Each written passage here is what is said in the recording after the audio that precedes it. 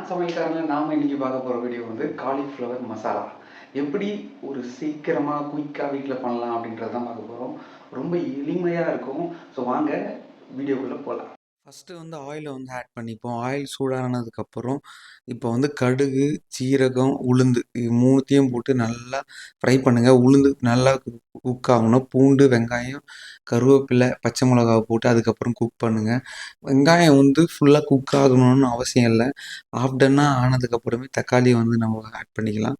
தக்காளி ஆட் பண்ணி தக்காளியும் நல்லா மசியணும். தக்காளி நல்லா மசியறதுக்கு உப்பு கொஞ்சம் ஆட் பண்ணிக்கலாம். உப்பு கொஞ்சம் ஆட் பண்ணி தக்காளிய வந்து நல்லா குக் பண்ணுங்க.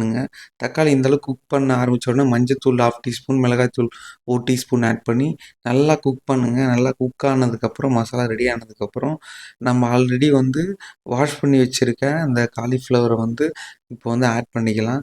ஆட் பண்ணி சும்மா ஒரு 2 வாட்டி மிக்ஸ் பண்ணுங்க. நல்லா மிக்ஸ் பண்ணிட்டு, இதுக்கு வந்து தேவையான அளவுக்கு லைட்டா வாட்டர் போட்டா போதும்.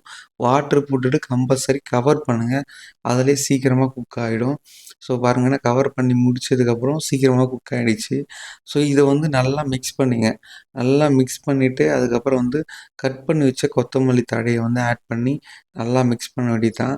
இப்போ காலிஃப்ளவர் மசாலா வந்து ரொம்ப சீக்கிரத்திலேயே ரெடி ஆயிடுச்சு. அவ்வளோதான் காலிஃப்ளவர் மசாலா ரெடி பண்றது. எப்படி ஒரு காலிஃப்ளவர் மசாலாவ ரொம்ப சிம்பிளா, எளிமையா பண்றது பார்த்தோம். ஸோ இந்த காலிஃப்ளவர் மசாலா பண்ணும்போது காலிஃப்ளவர எப்பவுமே வந்து நல்லா பாருங்க. நல்லா நல்ல குவாலிட்டியா இருக்கக்கூடிய காலிஃப்ளவர் வாங்குங்க.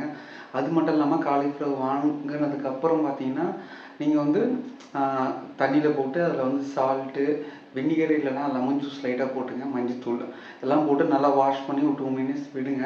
அதுக்கப்புறம் அந்த புழுக்கள் இருந்தா வெளிய வந்துரும். ஸோ சின்ன சின்ன எஃபர்ட் போட்டு பண்ணுங்க. நல்லாயிருக்கும். ஸோ இதே போல நெக்ஸ்ட் வீடியோல நான் வந்து உங்கள வந்து பார்க்குறேன். அதுவரைக்கும் நான் உங்களிடமிருந்து நான் சமையல்காரன்.